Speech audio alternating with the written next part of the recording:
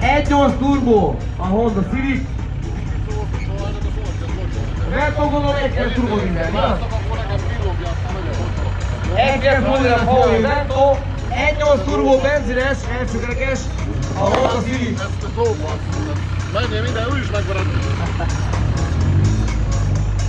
Ennyi a kép. 20-20. Hát 40 000 euró, vagy 40 000 ilyen a tét. A turbodizel Vento, meg az 1.8 turbo Honda Civic ellen.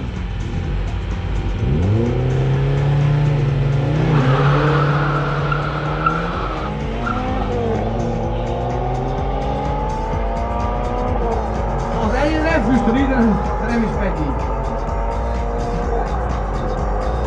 40. Ó, fincsi. 80 000-es úton van a tét. Viki, a CLS 63-mal, míg Lacika